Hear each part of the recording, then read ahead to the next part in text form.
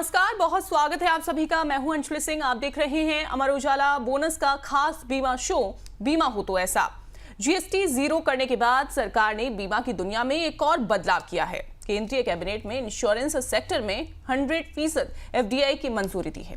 इसका मतलब है अब विदेशी कंपनियां भारतीय बीमा कंपनियों में पूरी हिस्सेदारी लेकर निवेश कर सकेंगी। इसे बाजार में नई तकनीक, बेहतर सेवा, नए बीमा उत्पाद और किफायती प्रीमियम आने की संभावना है। आज के शो में चर्चा करेंगे इस सुधार का ग्राहकों, उद्योग और अर्थव्यवस्था पर आखिरकार किस तरीके से और कैसा असर पड़ने वाला है। तो ऑन द शो हम क्या बात करने वाले हैं, सबसे पहले हम वो देख लेते हैं। देखिए, हम जानेंगे कि बीमा में 100% यानी कि 100% एफडीआई बाजार पर आखिरकार इसका क्या असर पड़ेगा, तो मार्केट पर किस तरीके से इसका इम्पैक्ट आने वाला है वो हम जानेंगे। इसके बाद हम बात करेंगे विदेशी कंपनियां निवेश करने वाली हैं और उससे क्या इनोवेशन होगा, विदेशी कंपनियां करेंगी क्या इनोवेशन, क्या बदलाव हो सकता है वो भी हम जानेंगे। भारतीय या विदेशी ग्राहकों को आखिरकार कहां फायदा होगा। देखिए, भारतीय या फिर जो विदेशी ग्राहक हैं उनको किस तरीके से और कहां फायदा होने वाला है। विदेशी कंपनियों से छोटे शहरों में बीमा की क्या पहुंच बढ़ेगी, जो बीमा की जो पहुंच है वो क्या बढ़ पाएगी, इसके बारे में भी हम बात करेंगे। क्या आने वाला है किफायती प्रीमियम का नया दौर, क्योंकि कई बार लोग ये कहते हैं कि प्रीमियम बहुत ज्यादा महंगा है, तो क्या अब आने वाला है, आने वाले टाइम पर क्या किफायती प्रीमियम का जो दौर है वो आने वाला है, इसके बारे में हम विस्तार से जानेंगे। लेकिन उससे पहले देखते हैं रमेश शर्मा की कहानी, जिन्हें बीमा में मिस सेलिंग का शिकार होना पड़ा। रमेश शर्मा राजस्थान के एक छोटे से कस्बे में रहते हैं। 10 साल पहले उनके गांव में एक एजेंट ने आकर निवेश के धोखे में बीमा पॉलिसी बेच दी। उन्हें बीमा की समझ नहीं थी।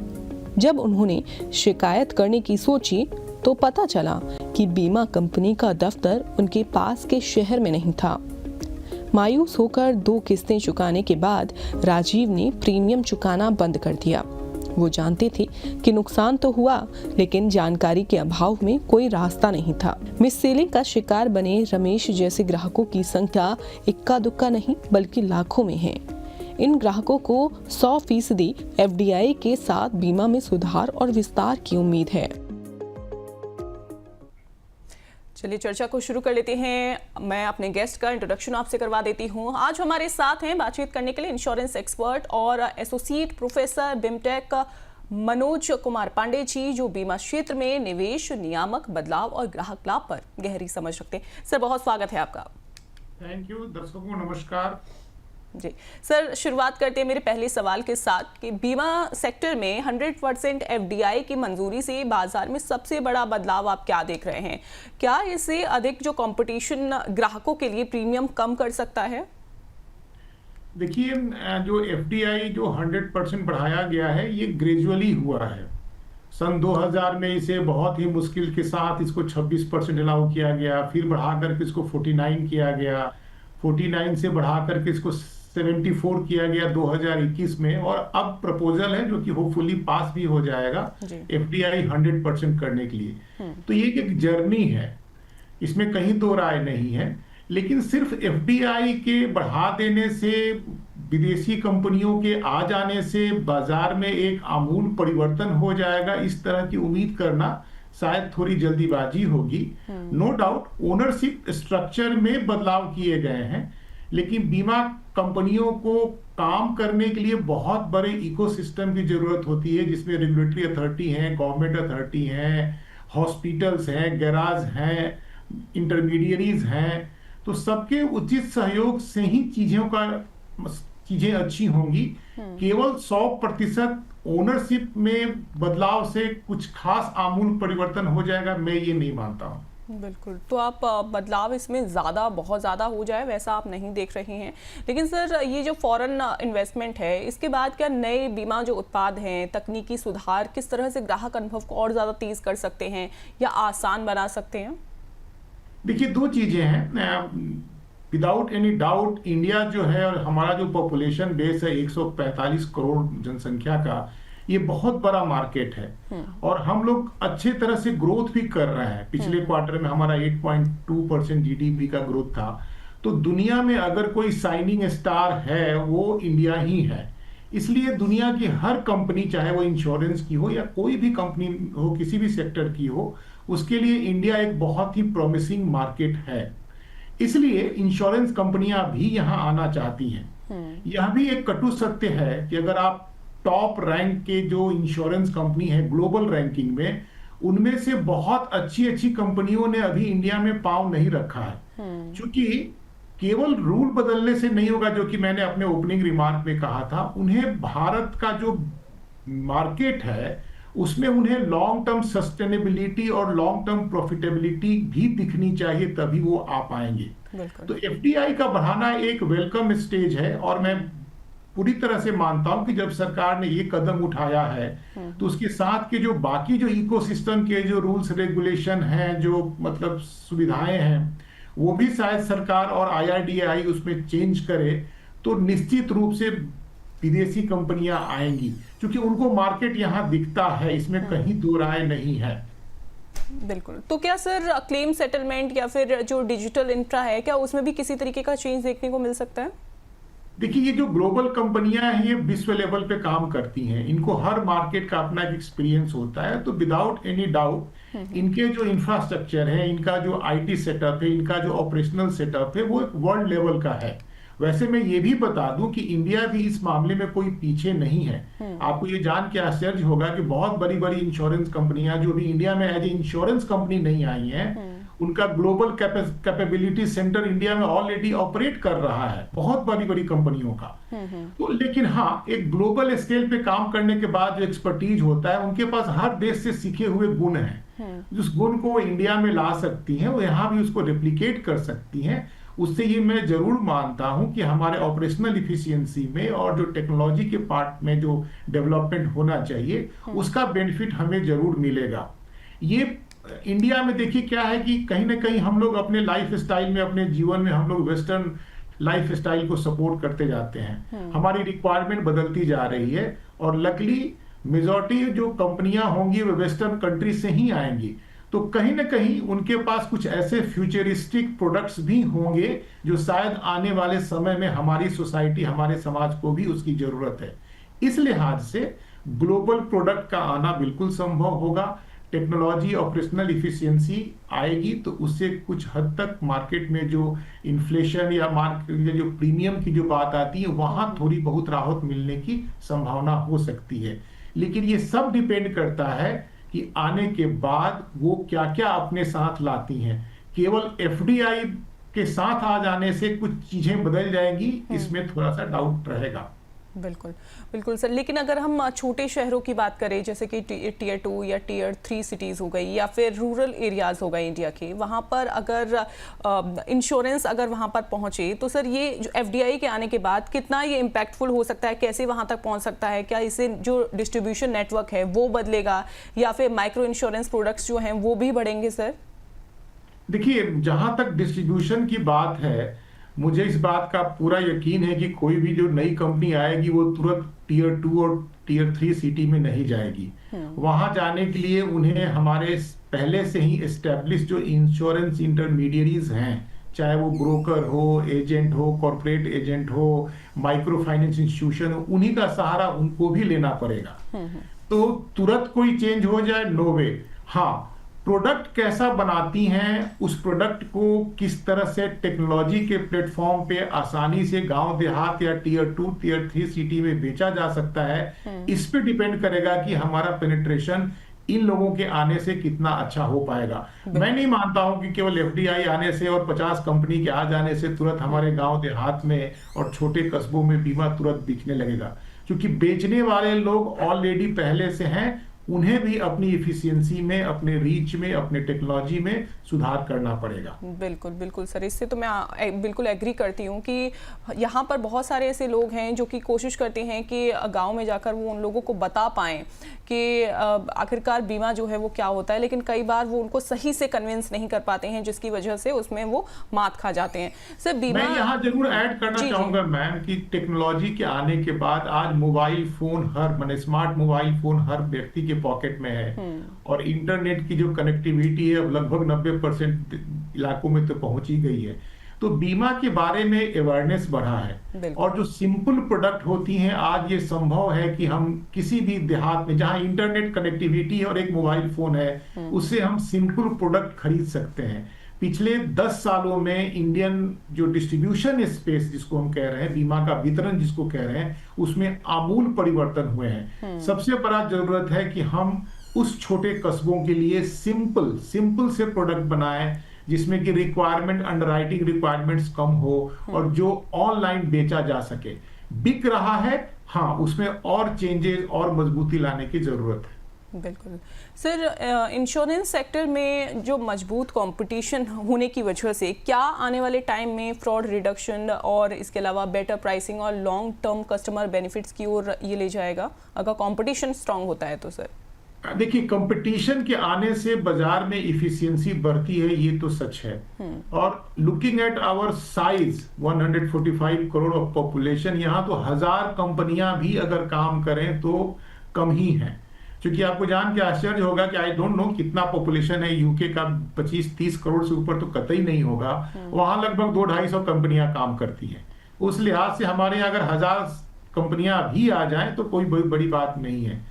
लेकिन मेन बात वही होती है, केवल कंपनी के नंबर से काम नहीं चलेगा, उनकी जो इफिशियंसी है वो किस तरह से काम करती हैं, क्या उनका प्रॉफिटेबिलिटी का नजरिया है, या किस तरह के सस्टेनेबल एग्जिस्टेंस को वो अपने मतलब पॉलिसी में लाती हैं, उस पर डिपेंड करता है। बिल्कुल।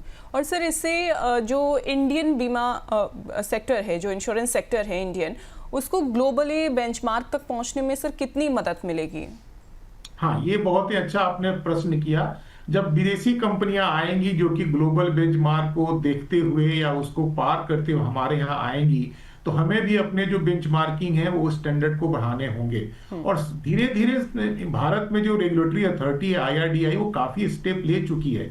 आपको शायद मालूम होगा कि अहमदाबाद में गिफ्ट सिटी खोला गया है, जहां की ऑलरेडी 6-7 इंश्योरेंस कंपनियों ने अपने ऑफिसेज खोल लिए हैं। और ऐसी खबर है कि काफी लोग इंक्वायरी कर रहे हैं। और अभी जो कैबिनेट में जो नोट पास हुआ है, उसमें इस तरह की कंपनियों के आने देने का रास्ता भी प्रशस्त किया गया है। नेटवर्क का एक रिक्वायरमेंट था शायद 5000 करोड़ का, उसे घटा करके 1000 करोड़ किया गया है। तो भारत सरकार भी चाहती है कि अच्छी इंश्योरेंस कंपनियां और अच्छी री इंश्योरेंस कंपनियां इंडिया में आए, जिससे कि हमें फायदा हो।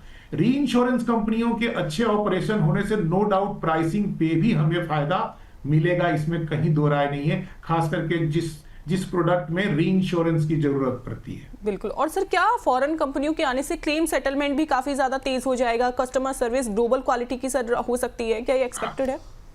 मैं पुरानी बात जो मैंने कहा कि केवल FDI बढ़ जाने से चीजें बदल जाएंगी, ये संभव नहीं है। ये ऑल डिपेंड करता है कि जो कंपनी आ रही है उसका अपना जो स्टैंडिंग ऑपरेटिंग प्रोसेस है, या उनका जो ऑपरेशन का जो प्लेटफॉर्म है, उनका जो IT इंफ्रास्ट्रक्चर है, वो कितना अच्छा है। हाँ, फिर मैं दोहरा रहा हूं कि ग्लोबल एक्सपीरियंस के साथ जो भी कंपनी आएगी, उससे हम उम्मीद करते हैं कि उसकी अपनी जो कुछ भी सीख रही है मार्केट में अच्छी चीजों की, वो यहाँ इंडिया में भी ला करके यूटिलाइज करेगी, तो हमारी इफिशियंसी भी देश में बढ़ेगी। और उससे हमें, अगर फ्रॉड में हम कुछ कमी कर पाते हैं, तो उसका सीधा का सीधा लाभ हमारे पॉलिसी होल्डर को मिलेगा।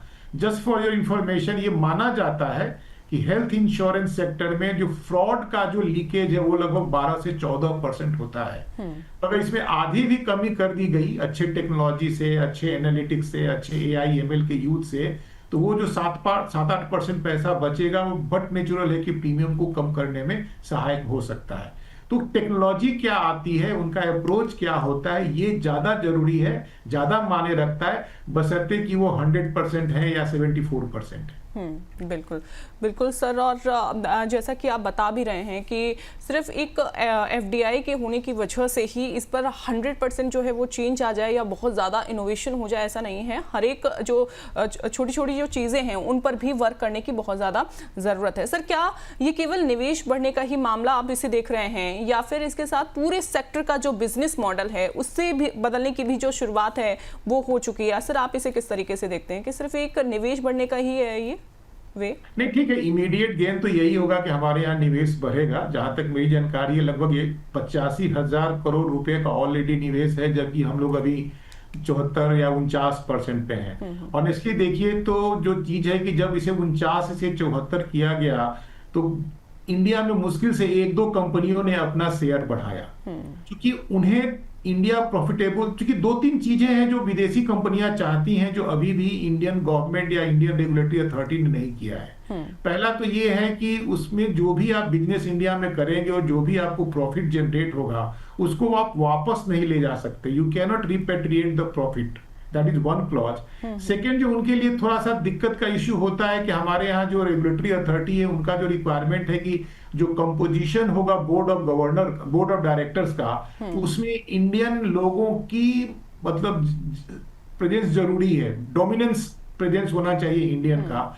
ये एक चीज है। तो जो 2 चीजें ये हैं जो इमीडिएटली थोड़ा सा रुकावट आती है, लेकिन मुझे उम्मीद है कि समय के साथ सरकार और रेगुलेटरी अथॉरिटी इसको भी एड्रेस करेगी तो फ्लो के ज्यादा आने की संभावना होगी।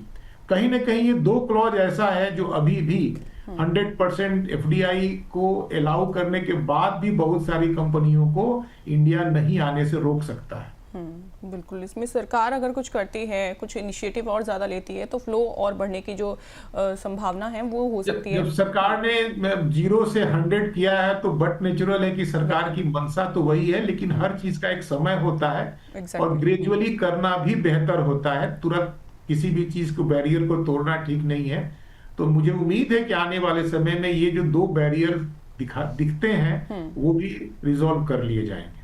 बिल्कुल बिल्कुल सर, चर्चा को हम आगे बढ़ाएंगे, लेकिन मैं अपने दर्शकों को बहुत छोटा सा ये चीज़ बता देती हूँ कि आप अपने सवाल जो हैं वो कैसे पूछ सकते हैं। बहुत ही आसान सा तरीका है। अगर आपके मन में कोई सवाल है इस शो से जुड़ा हुआ तो आप अपना सवाल कैसे पूछ सकते हैं वो आप प्रोसेस आप समझ लीजिए। देखिए, आपको कुछ नहीं करना है, आपको बस अपना मोबाइल उठाना है और उसके बाद आपको व्हाट्सएप पर चले जाना है और उसके बाद यहाँ पर एक और चीज़ आपको ध्यान रखनी होगी कि आपको टाइप करना है INSU और उसके बाद अपना सवाल और भेज देना है 9354027995 पर। इस पर आप हमें व्हाट्सएप कर सकते हैं अपना सवाल। इसके अलावा आप यूट्यूब के जरिए, फेसबुक के जरिए और एक्स हैंडल के जरिए भी अपना सवाल हम तक पहुंचा सकते हैं। अब देखिए, अलग अलग प्लेटफॉर्म पर हमारे जो दर्शकों के सवाल हैं वो आ गए हैं। उनमें से कुछ सवालों को हमने शामिल किया है। इंदौर से सवाल आया है नितिन कुमार का। सर, ये पूछ रहे हैं कि क्या FDI बढ़ने से मेरा हेल्थ इंश्योरेंस प्रीमियम कम हो जाएगा क्या? सीधा इसका जवाब नहीं दिया जा सकता है, लेकिन दर्शक के जैसा मैं भी ये उम्मीद कर रहा हूं कि जब बड़ी कंपनियां आएंगी, कंपटीशन बढ़ेगा और जब जो प्रोसेस इंप्रूव होगा, चाहे वो फ्रॉड को रोकने का हो या क्विक सेटलमेंट का हो, इन सब चीजों का हमें फायदा मिलेगा। लेकिन इमीडिएटली हेल्थ इंश्योरेंस का प्रीमियम कम हो जाएगा ये मुझे नहीं लगता है, क्योंकि हेल्थ इंश्योरेंस प्रीमियम में जो सबसे बड़ा जो बाधक है वो है हमारे हॉस्पिटल के जो कॉस्ट है, जिसको मेडिकल इन्फ्लेशन हम लोग कहते हैं। तो मेडिकल इन्फ्लेशन का FDI से कोई डायरेक्ट संबंध नहीं है। हाँ, थोड़ा बहुत सिस्टम प्रोसेस फ्रॉड को कंट्रोल करने से अगर कुछ कमी हो पाती है तो वो पास ऑन हो सकता है, लेकिन इमीडिएटली घट जाए, नो पॉसिबिलिटी। बिल्कुल, तो अभी एकदम से तो नहीं घटेगा, लेकिन बाद में थोड़ा सा चांसेस हैं कि कम हो सकते हैं, लेकिन फिर भी अभी भी ये भी डाइसी है। सर, बनारस से सवाल आया है प्रियंका सिंह का। वो पूछ रही हैं कि क्या विदेशी बीमा कंपनियां क्लेम सेटलमेंट जल्दी करेंगी? क्लेम सेटलमेंट जल्दी करेंगे इसका मतलब ये है कि अगर उनके प्रोसेस, उनका जो टेक्नोलॉजी का जो बेस है या उनके जो प्रोडक्ट के जो फीचर है, जहाँ की क्लेम को क्लेम करने के लिए कम से कम डॉक्यूमेंट देने पड़े, या मे भी बहुत सारे, एक डिपेंड करता है कि किस तरह का क्लेम है। अगर प्रॉपर्टी वगैरह से रिलेटेड है, कैटेस्ट्रॉफिक टाइप से रिलेटेड है, पैरामेट्रिक इंश्योरेंस, तो प्रोडक्ट वो किस तरह से लाती हैं और प्रोडक्ट के क्लेम के सेटलमेंट में जो प्रोसेस है वो कितना सिंप्लीफाई होता है, ये जरूर क्लेम के सेटलमेंट के टाइम को इंप्रूव कर सकता है। और इफिशियंसी बढ़ने से, कंट्रोल बढ़ने से, फ्रॉड रुकने से जो भी बेनिफिट होगा उसको पास ऑन तो किया ही जाना चाहिए और इस तरह की उम्मीद हम कर सकते हैं। बिल्कुल। और सर, कई बार तो ऐसा होता है कि जो डॉक्यूमेंट्स हैं वो पूरे नहीं होते हैं, उसकी वजह से भी क्लेम जो है वो रिजेक्ट हो जाता है, क्लेम सेटलमेंट नहीं हो पाता है। तो लोगों को ये भी समझने की जरूरत है कि अपने डॉक्यूमेंट्स हैं उनको भी पूरा सही तरीके से रखना है, ताकि जब ऐसी नौबत आए तो उसमें आपका जो क्लेम है वो बिल्कुल रिजेक्ट ना हो जाए। देहरादून से सवाल।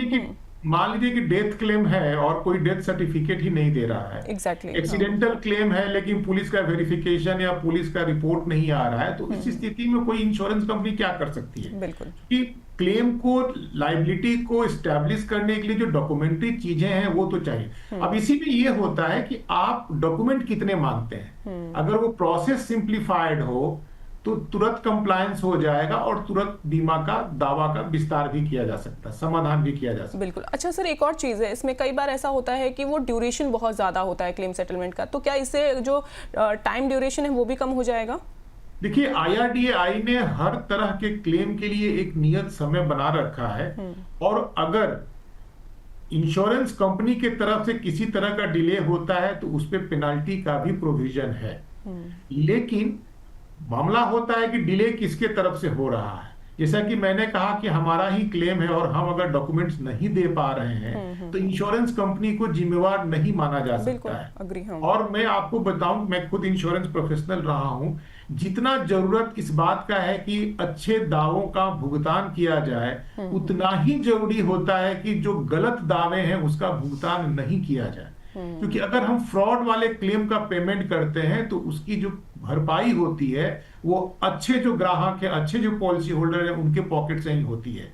तो अच्छे क्लेम को जरूर देना और फ्रॉड वाले क्लेम को नहीं देना, ये दोनों ही इंश्योरेंस कंपनी की बहुत जरूरी चीज होती है। इसलिए सिंपल स्टेटमेंट देना इतना आसान नहीं होगा, लेकिन हाँ, इंप्रूवमेंट और चीजों में अच्छाई की तो हमेशा गुंजाइश रहती है। बिल्कुल।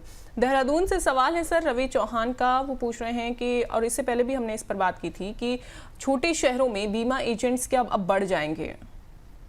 देखिए, इंश्योरेंस कंपनियां बढ़ेंगी, एजेंसी के टर्म्स कंडीशन अगर लुक्रेटिव होंगे और सस्टेनेबल मोड में काम करेगी तो हमारे यहाँ बेरोजगारों की तो कोई संख्या कम है नहीं। और मैं बिल्कुल मानता हूं, मैं तो ग्राहकों से ये भी कहना चाहता हूं कि अगर आप किसी और भी प्रोफेशन में है तो इंश्योरेंस के प्रोफेशन को भी आपको ट्राई करना चाहिए। हमारे देश में बीमा का बहुत स्कोप है। तो बट नेचुरल है, जब कंपनियां बढ़ेंगी तो इंश्योरेंस की संख्या भी बढ़ेगी और बीमा की भी संख्या बढ़ेगी, क्योंकि कंपटीशन बढ़ेगा, प्रोडक्ट अच्छे आएंगे कंपटीशन में। बिल्कुल।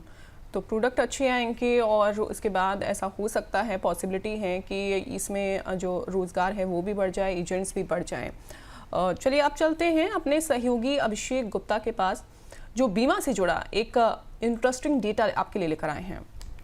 Thank you Anjali. सरकार की पूरी यहाँ पर कोशिश है कि 2047 तक, साल 2047 तक हर घर में एक इंश्योरेंस यहाँ पर हो ही हो, चाहे वो ग्रामीण हो, खासतौर पे टियर 2 और टियर 3 शहरों की अगर बात करें और ग्रामीण शहरों की बात करें जहाँ अवेयरनेस बहुत कम है और लोग इस चीज़ को यानी कि इंश्योरेंस को बहुत ही टैबू मानते हैं, इंश्योरेंस नहीं लेते। तो सरकार की ये कोशिश है कि 2047 तक इंश्योरेंस हर घर हो।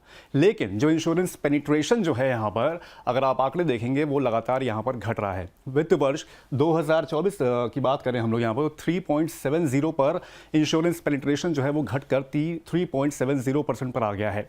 इसमें अगर लाइफ इंश्योरेंस की बात करेंगे वो 2.8% है और नॉन इंश्योरेंस जैसे कि मोटर इंश्योरेंस हो गया और जनरल दूसरे इंश्योरेंस हो गए, उसका हिस्सा जो है वो 0.9% है। अगर ग्लोबल पेनिट्रेशन की अगर हम लोग बात करें, इंश्योरेंस पेनिट्रेशन की बात करें तो वो 8% है। तो on an average 8% global penetration की तुलना में हम लोग यहाँ पर खड़े हैं 3.70% पे, यानी कि पेनिट्रेशन जो यानी कि लोग जो इंश्योरेंस ले रहे हैं उसकी दर जो है वो लगातार यहाँ पर घटती जा रही है। आप शुरुआत से अगर देखेंगे तो साल 2020 में यहाँ पर जो इंश्योरेंस पेनिट्रेशन था वो 3.80% था, जहाँ से ये बढ़कर 2021 में 4.20% पर आ गया था। खास तौर पे क्योंकि कोरोना का बहुत बड़ा एक तरह से मेजर सेटबैक लगा था और इंश्योरेंस, हेल्थ इंश्योरेंस हो गए, लाइफ इंश्योरेंस हो गए, उसकी वजह से इंश्योरेंस पेनिट्रेशन यहाँ पर एक साल में बढ़ता हुआ दिखा था। 2022 में ये मेंटेन रहा 4.20% पे, उसके बाद दोबारा देखेंगे आप 2023 में 4% पे आ गया और 2024 में 3.70% पे आ गया। यानी कि एक तरह से जो इंश्योरेंस लेने की जो लोगों की आदत है या फिर कह लीजिए लोग अवेयर नहीं हैं और लोग इसको अभी गैर ज़रूरी चीज़ में शामिल कर रहे हैं, वो यहाँ पर साफ साफ ये आंकड़े यहाँ पर एक तरह से इंडिकेट कर रहे हैं। अब देखते हैं कि सरकार का जो लक्ष्य है 2047 तक इंश्योरेंस को यहाँ पर हर घर में पहुँचाना, वो टारगेट पूरा हो सकता है कि नहीं हो सकता है। Over to you Anjali. बहुत शुक्रिया अभिषेक। और इस डेटा से ये तो समझ आ गया कि एक टाइम ऐसा आया था 2020 की अगर हम बात करें तो वहाँ पर लोगों ने 3.80% का जो इंश्योरेंस है वो लिया, लेकिन उसके बाद देखिए वो बढ़ा, लेकिन बाद में फिर 2024 तक वो कम हो गया। सर अभी जो अभिषेक ने जो डेटा दिखाया, जो चार्ट हमें दिखाया सर, उसी अगर देखें उसको, उस पर नज़र डालें तो सर इंडिया में इंश्योरेंस पेनिट्रेशन से ये जो जुड़े आंकड़े हैं उनको आप किस तरीके से देख रहे हैं? इसे किस तरीके से समझा जाए? एक टाइम पीरियड पर वो कम होते हैं, फिर बीच में वो बढ़ जाते हैं कोविड के टाइम पे, और उसके बाद फिर कम हो जाते हैं। देखिए, ये जो इंश्योरेंस पेनिट्रेशन का जो डिफिनीशन होता है ना, वो होता है कि how much insurance sector contributes to the GDP of the company. तो यहाँ जो हम 4% या 3% की बात करें, इसका ये कतई मतलब नहीं कि इंडिया में केवल 3 या 4% लोगों का बीमा हुआ है। इंश्योरेंस सेक्टर देश के जीडीपी में कितना कंट्रीब्यूट करता है वो उसका डाटा है। अगर देखा जाए तो अभी भी हमारे देश में भारत सरकार ने खुद जो इनिशिएटिव लिए हैं प्रधानमंत्री जन आयुष योजना से, लगभग 50 करोड़ लोगों के पास हेल्थ इंश्योरेंस है। प्राइवेटली देखा जाए तो ये जो पेनिट्रेशन है थोड़ा सा मतलब कंफ्यूजन वाली बात होती है, लेकिन ये तो सच्चाई है कि जितना हमें काम करना चाहिए या जितना हमें पोटेंशियल है, हम अब वहां तक नहीं पहुंच पाए हैं। खास करके जनरल इंश्योरेंस वाला जो हमारा विंग है, मोटर है, हेल्थ है, फायर है, होम इंश्योरेंस है, यहाँ असीम संभावनाएं हैं। और इसी को पूरा करने के लिए भारत सरकार ने और IRDAI ने जो इंश्योरेंस फॉर ऑल 2047 की बात की, उसे बहुत सारी चीजों का शुरुआत किया गया है। एक बीमा ट्रिनिटी नाम का इनिशिएटिव है जिसमें बीमा सुगम, बीमा विस्तार, बीमा वाहक। थ्रस्ट क्या है कि प्रोडक्ट ऐसा लाया जाए जो बहुत ही सिंपल हो, जिसको बेचना आसान हो और जिसमें क्लेम देना भी आसान हो, और जिसे आसानी से टेक्नोलॉजी के प्लेटफॉर्म पे मोबाइल फोन से घर घर तक पहुंचाया जा सके। ये थ्रस्ट है। और ये जब हो जाएगा तो नंबर ऑफ पीपुल कवर्ड हमारा ठीक है 50% होगा, उससे ज्यादा नहीं होगा। लेकिन ये पेनिट्रेशन वाली जो बात हम कहते हैं, इसका ये कतई मतलब नहीं कि भारत में केवल 4% लोगों के पास बीमा है, बाकी लोगों के पास नहीं है। यहाँ भी इंप्रूवमेंट की पूरी गुंजाइश है, और हम लोग मतलब भारत सरकार या इंश्योरेंस कंपनियां इसके आगे बढ़ाने में लगी हुई हैं। बिल्कुल बिल्कुल सर। सर अब जो इंडियन कस्टमर्स हैं, क्या उनको इंटरनेशनल स्टैंडर्ड्स के प्रोडक्ट्स मिलना स्टार्ट हो जाएंगे इसके बाद में? जैसे कि अगर हम बात करें डिजीज स्पेसिफिक प्लान्स हैं, डिवाइस बेस्ड हेल्थ इंश्योरेंस है, या AI बेस्ड रिस्किंग प्राइसिंग है? नहीं, बिल्कुल होंगे। यही तो मैं उम्मीद कर रहा हूं कि जब ये नई कंपनियां आएंगी, बाहर की कंपनियां आएंगी, वो अपने best practices, best product, best system लेकर के आएंगी। इसमें कहीं दो राय नहीं है। जब सेक्टर हमारा खुला 2000 में, तभी हमारे पास यूलिप जैसा प्लान आया। अभी प्लान में जो इनोवेशन है वो काफी है, काफी रेंज में कवरेजेस बढ़ गई हैं। तो नई कंपनियों के आने से और उनके बेस्ट प्रैक्टिसेस के आने से, उनके खुद के ग्लोबल एक्सपीरियंस के कारण जो प्रोडक्ट इंडिया में आएंगे उसका तो हमें लाभ मिलना ही मिलना है, इसमें कहीं दो राय नहीं है। बिल्कुल, तो ग्लोबल एक्सपीरियंस भी काम आएगा, इनोवेशन जो है वो भी कहीं ना कहीं देखेंगे, इनोवेशन जो है वो बढ़ना स्टार्ट हो जाएगा। सर पॉलिसी बाजार की एक रिपोर्ट है, वो बताती है कि इस साल 62% पॉलिसी टियर 2, टियर 3 और जो रूरल एरियाज़ हैं वहाँ पर बिकी है। अब FDI इन छोटे शहरों में बीमा की पहुँच को किस तरीके से बदलता हुआ दिखेगा आने वाले टाइम में? देखिए, हकीकत ये है कि अभी जो इंडिया में जो कंपनियां काम कर रही हैं, उनका भी ये मानना है कि अगर ग्रोथ है, अगर विकास है, तो वो जिसको बोलते हैं ना इंडिया वर्सेस भारत, मतलब छोटे शहरों में और ग्रामीण इलाकों में ही विकास की संभावना है। बड़े शहरों में इंश्योरेंस का जो सैचुरेशन है वो मोर और लेस पहुंच चुका है, ये सबका मानना है। इसलिए सभी लोग इस काम में लगे हुए हैं कि हम लोग कैसे बड़े बड़े शहरों से दूर टियर 2, टियर 3, टियर 4 और रूरल इलाके में हम जा पाए। और यहाँ जो टेक्नोलॉजी का जो हमारा विकास हुआ है, आज देखिए आप कहीं भी बैठ करके पॉलिसी खरीद सकती हैं, फोन पे, जी पेन पे, पेटीएम से, कहीं से भी आप, कंपनियों के वेबसाइट से। आज के डेट में अगर आप चाहें तो एक ट्रेवल पॉलिसी 15 मिनट में आप खरीद सकती हैं, एक सिंपल लाइफ इंश्योरेंस प्रोडक्ट भी आप खरीद सकती हैं।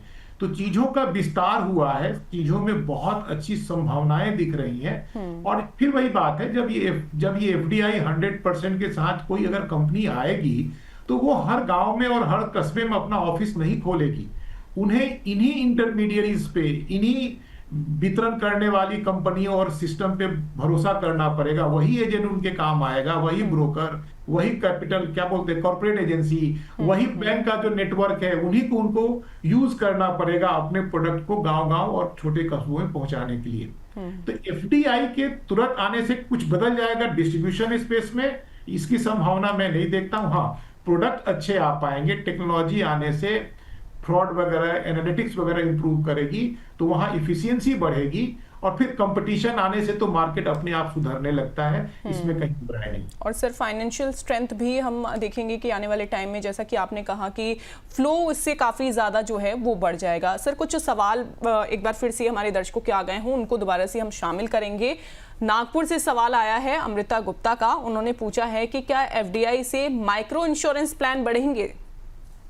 देखिए, माइक्रो इंश्योरेंस का जो संभावना है बहुत बड़ी बात है। जो हम लोग बात कर रहे थे ना कि गांव-गांव तक पहुंचने के लिए जरूरी है कि जो बीमा का जो स्ट्रक्चर है वो बहुत सिंपल हो, उसको हम लोग टेक्निकल भाषा में प्री अंडर रिटन पॉलिसी कहते हैं, यानी जिसमें किसी प्रकार की कोई अंडर राइटिंग नहीं होती है और उसमें क्लेम का सेटलमेंट भी बहुत आसान होता है। तो मूलतः ऐसे ही प्रोडक्ट को ब्रॉडली लोग माइक्रो इंश्योरेंस के नाम से जानते हैं, नाम से पुकारते हैं, जिसका थोड़ा सा बीमा राशि कम होती है, रिक्वायरमेंट्स कम होते हैं। तो अगर इंडिया में हर घर में बीमा पहुंचना है तो माइक्रो इंश्योरेंस ही सॉल्यूशन है।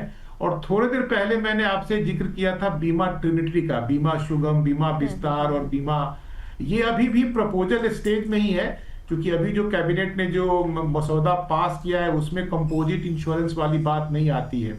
अदरवाइज ये IRDAI का खुद का इनिशिएटिव है कि एक सिंपल प्रोडक्ट में ही लाइफ, होम और आपका हेल्थ और आपका एक दो और आइटम्स हैं जो एक ही पॉलिसी में सारी चीजें दे दी जाए, और उसका प्रीमियम लगभग 2000 के आसपास होगा, जो उम्मीद की जाती है कि कोई भी हाउस होल्ड इंडिया में साल में 2000 तो दे ही सकता है। तो माइक्रो इंश्योरेंस की बहुत ही संभावना है, और इंडिया में अगर घर घर बीमा पहुंचाना है तो माइक्रो इंश्योरेंस पैकेज प्लान ही एक सॉल्यूशन है, based on sold on technology platform. बिल्कुल, तो माइक्रो इंश्योरेंस प्लान जो हैं वो वाकई में बढ़ने वाले हैं, इससे पूरी उम्मीद जो है वो लगाई जा सकती है। पटना से सवाल आया है सर सुभाष वर्मा का, वो पूछ रहे हैं कि क्या एफडीआई से लाइफ और नॉन लाइफ दोनों सेक्टर पर असर पड़ेगा?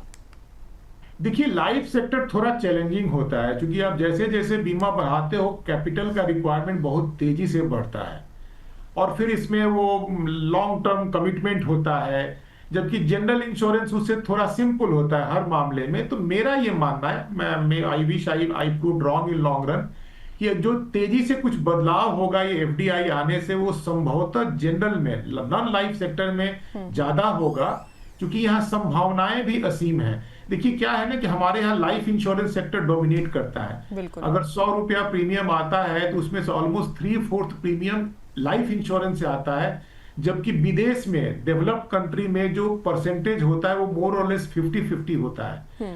हमारे यहाँ जनरल इंश्योरेंस में जो ग्रोथ की संभावनाएं हैं वो कहीं ना कहीं लाइफ से ज्यादा है, और इसलिए मेरा मानना है कि जो कंपनियां जो अभी विचार करेंगी इंडिया में आने के लिए, उसमें शायद जनरल इंश्योरेंस कंपनियों की संख्या ज्यादा हो बनिस्बत की लाइफ से। बिल्कुल, तो जनरल इंश्योरेंस सेक्टर पर काफ़ी ज़्यादा असर जो है वो पड़ने वाला है।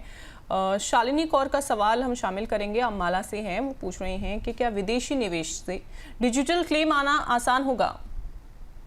देखिए, डिजिटल क्लेम जैसा कोई चीज नहीं होता है। जो क्लेम होता है उसको अगर हम डिजिटली सेटल कर देते हैं तो वही डिजिटल क्लेम, शायद मैडम के दिमाग में ऐसा होगा। नहीं, चीजें तो बदल ही रही हैं, और समय के साथ बहुत, भारत सरकार ने भी बहुत अच्छे अच्छे काम किया है। इंडिया स्टैक है हमारा, ONDC चल रहा है, भारत सरकार अभी नेशनल हेल्थ क्लेम एक्सचेंज पे काम कर रही है। तो मुझे लगता है कि जिस तरह के टेक्नोलॉजी का समावेश किया जा रहा है पूरे इकोसिस्टम में, मैं सिर्फ ये नहीं कह रहा हूं कि केवल इंश्योरेंस में, पूरे फाइनेंशियल इकोसिस्टम में जिस तरह का प्लेटफॉर्म बनाए जा रहे हैं, आने वाले समय में बहुत बदलाव दिखाई देंगे। ये जो बीमा शुगम, जो IRDAI का अपना एक प्लान है, अपना एक फ्यूचरिस्टिक मतलब काम है, अगर वो सही ढंग से बन जाता है तो बीमा सेक्टर में आधे काम तो वहीं से होने लगेंगे। तो डिजिटल टेक्नोलॉजी का डेफिनेटली हमारे क्लेम सेटलमेंट में काफी पॉजिटिव योगदान रहा है, और आने वाले समय में तो सारी चीजें डिजिटल हो ही जाएंगी। बिल्कुल बिल्कुल, उम्मीद करते हैं आपको अपने सवालों का जो जवाब है वो मिल गया होगा। सर, अभी हम इंश्योरेंस पेनिट्रेशन की भी बात कर रहे थे, क्या ऐसा रीज़न है कि जो इंडिया का इंश्योरेंस पेनिट्रेशन है वो अभी भी ग्लोबल स्टैंडर्ड से कम है? इसके पीछे आप क्या मेन रीज़न जो है वो देख रहे हैं? देखिए, 2-3 चीजें हैं। पहला तो है कि जो हमारा जो सामाजिक ढांचा है, अब हम लोग अभी भी बहुत सारे फैमिली में, हमारी ज्वाइंट फैमिली होती थी जहाँ के ऑलरेडी एक प्रोटेक्शन होता था। विदेशों में यूनिट फैमिली होती है, अपनी डफली अपना राग, हर आदमी को अपनी अपनी सुरक्षा करनी पड़ती है। फिर कहीं ना कहीं हम लोग एक विकासशील देश, अभी भी हम विकासशील देश ही हैं, विकसित हो गए हम नहीं कर सकते हैं। तो एक गरीब देश से विकासशील हुए और विकासशील से हम लोग आगे बढ़ते जा रहे हैं। तो इंश्योरेंस का जो पेनिट्रेशन होता है या इंश्योरेंस का जो कंट्रीब्यूशन होता है वो देश के विकास से सीधे जुड़ा होता है। आज से 10 साल पहले हमारे यहाँ कितनी गाड़ियां बिकती थी, अब इतने अच्छे अच्छे रोड बन गए हैं कि मुझे भी पटना अगर जाना हो और मुझे प्लेन का टिकट नहीं मिले या ट्रेन का टिकट नहीं मिले तो आज मैं गाड़ी से जाना संभव पाता हूँ। उसी तरह से हर जगह देखिए नंबर ऑफ व्हीकल्स कितने बढ़ रही हैं, लोगों के घर कितने बन रहे हैं। तो जब समाज में जब देश का आर्थिक विकास होता है तो इंश्योरेंस उसके साथ ऑटोमेटिकली बढ़ता है। तो आने वाला समय भारत का है, इसमें कहीं तो राय नहीं है। और इसलिए हर इंश्योरेंस कंपनी जो कि ग्लोबल लेवल पे ऑपरेट कर रही है उसके लिए भारत एक बहुत ही बड़ा प्रॉमिसिंग मार्केट है। यस, थोड़ा बहुत जो टीथिंग ट्रबल जो हमने आपसे डिस्कस किया शुरू में, अगर वो हट जाए तो फिर यहाँ तो लोग लाइन लगा के हमारे यहाँ आने के लिए तैयार हो जाएंगे। आज थोड़े डरते हैं कि मानिए अगर मार्केट ठीक से काम नहीं किया, हमें वापस जाना चाहते हैं, नहीं जा सकते हैं क्योंकि हमारा रूल परमिट नहीं करता। आना तो परमिट करता है, जाना परमिट नहीं करता है। तो ये सब जो बाकी के देशों में, मैं गल्फ में काम किया हूँ 5 साल में, दुबई में, वहां तो कंपनियां आती हैं 2 साल बाद चली जाती हैं, फिर 3 साल बाद आ जाती हैं। हमारा रेगुलेशन ऐसा अभी संभव नहीं कर पाता है, इसलिए थोड़ा सा लोगों में हिचक है जो कि समय के साथ ठीक हो जाएगी, मेरा इसका मानना है। बिल्कुल, और ये 100% एफडीआई इस गैप को भी कहीं ना कहीं तेजी से भरने का काम करता हुआ दिखाई देगा। ये बहुत अच्छा कदम है, इसमें कहीं दो राय नहीं है मैम। बिल्कुल। और सर आने वाले 5 से 10 सालों में, जो कि आप बता रहे हैं कि इससे पहले का अगर हम देखें इंडिया को और अभी कितना ज़्यादा ग्रोथ कर लिया है, आपने एग्जाम्पल देकर भी समझाया। अब अगले 5 से 10 सालों में सर आप किस तरीके से देख रहे हैं इस इंश्योरेंस सेक्टर का फ्यूचर? देखिए, जो इंश्योरेंस सेक्टर, एक थंब रूल है कि इंश्योरेंस सेक्टर में जो ग्रोथ रेट होता है वो देश के जीडीपी से लगभग दुना होता है। उस लिहाज से मेरा ये मानना है कि जिस तरह से चीजें बदल रही हैं और जिस तरह से देश हमारा प्रगति कर रहा है, आने वाले समय में इंडिया अभी मेरे ख्याल से हम लोग अभी टॉप 10 मार्केट में आ चुके हैं। आने वाले 10 साल बाद डेफिनेटली हम वर्ल्ड में नंबर 4-5 पे, जिस तरह से हम जीडीपी में हम नंबर 4-5 पे आ गए हैं, हमारा इंश्योरेंस सेक्टर भी टॉप 5-6 में आ जाएगा, इसमें कहीं दो राय नहीं है। बहुत संभावनाएं हैं। इंडिया एक बहुत ही प्रॉमिसिंग लैंड है। यहाँ जो हमारा डेमोग्राफिक डिविडेंड है, आने वाले समय में पूरी दुनिया में हमारे ही युवा लोग जाकर के बाहर के लोगों का भी काम करेंगे, तो पॉसिबिलिटी तो बहुत है, इसमें कहीं दो राय नहीं। और बिल्कुल, और सर क्या अगर हम देखें इसमें बदलाव की क्या सबसे ज्यादा जरूरत है 100% एफडीआई आने के बाद में? बदलाव में मतलब किस सेंस में आप पूछ रही हैं? जैसे अगर किसी चीज में अभी, अगर हमें इंश्योरेंस सेक्टर की अगर मैं बात करूं तो उसमें क्या किसी तरीके की ऐसी कोई कमी जो बाद में आने वाले टाइम पर वो पूरी हो सकती है, जिससे लोगों का और ज्यादा भरोसा जो है वो बढ़ सके? नहीं, देखिए, बदलाव तो एक सतत प्रयास है, समय के साथ धीरे धीरे सब चीजें बदलती हैं। डेफिनेटली अभी कुछ दिनों में मैं ये जरूर कहूंगा कि जो क्लेम सेटलमेंट के जो हमारे कुछ टीथिंग ट्रबल है उसको एड्रेस करना बहुत जरूरी है, क्योंकि बीमा जो होता है वो विश्वास वाली वस्तु होती है, ट्रस्ट फैक्टर उस पर सबसे ज्यादा इंपॉर्टेंट होता है। तो लोगों का बीमा जल्दी हो ये तो सभी आजकल कर रहे हैं, लेकिन लोगों का क्लेम भी समय पे मिल जाए और टाइमली मिल जाए, विदाउट ग्रीवांस के मिल जाए, ये सबसे ज्यादा जरूरी है। और मैं मानता हूं कि ये रेगुलेटर के लिए, सरकार के लिए भी और सब कंपनियों के लिए भी एक प्रायोरिटी एरिया है। तो claim settlement, smooth claim settlement should be the top most priority to win back the trust part जो कहते हैं। बिल्कुल, और ये सवाल सर मैंने इसलिए पूछा क्योंकि बहुत सारे ऐसे लोग हैं जो अभी भी उनको पता भी होता है कि भाई उनको जो इंश्योरेंस है वो लेना है, कोई पॉलिसी लेनी है, लेकिन कई बार जो एजेंट हैं उनको सही तरीके से नहीं समझा पाते हैं, जिसकी वजह से वो उसे रिजेक्ट भी कर देते हैं, या फिर उन्हें लगता है कि हमारा सही टाइम पर जब क्लेम सेटलमेंट जो है वो नहीं हो पाएगा, हमें हॉस्पिटल में माथापच्ची करनी पड़ेगी, हमको बताना पड़ेगा कि नहीं हमारा जो इतना रीइंबर्समेंट होना है, तो बहुत टाइम टेकिंग प्रोसेस जो है वो हो जाता है। और इसी वजह से मैं ये सवाल पूछ रही थी कि क्या इसमें और ज़्यादा इनोवेशन हो सकता है?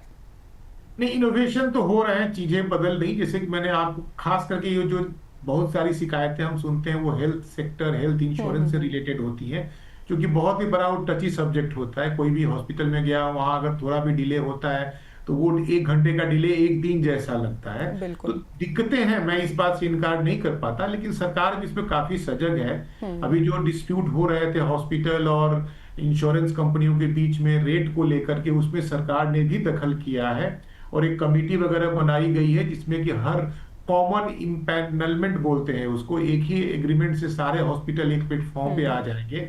है दिक्कत है, अब हॉस्पिटल की भी अलग अलग कैटेगरी होती है, अलग अलग रेट्स होते हैं, इंश्योरेंस कंपनी की अपनी दिक्कतें हैं, लेकिन सरकार का इसमें बहुत ही बड़ा पॉजिटिव इंटरवेंशन रहा है, हो रहा है। और आने वाले समय में जो मैंने जिक्र किया ना, नेशनल हेल्थ क्लेम एक्सचेंज, वो अगर प्लेटफॉर्म ठीक से डेवलप हो जाए, जो कि ऑलरेडी हो चुका है, इफिशियंसी वाली बात है कि समय के साथ उसमें बहुत सारे इंप्रूवमेंट आने हैं, तो वो बहुत हद तक हमारे सारे खास करके हेल्थ इंश्योरेंस के जो प्रॉब्लम्स हैं उसको एड्रेस कर पाएगा। बिल्कुल। तो आने वाले टाइम में हम देखेंगे कि इंश्योरेंस जो सेक्टर है वो किस तरीके से और ज़्यादा बढ़ता हुआ दिखाई देगा। बहुत शुक्रिया sir, nice to talking to you. Thank you very much Anjali ji, so nice of you.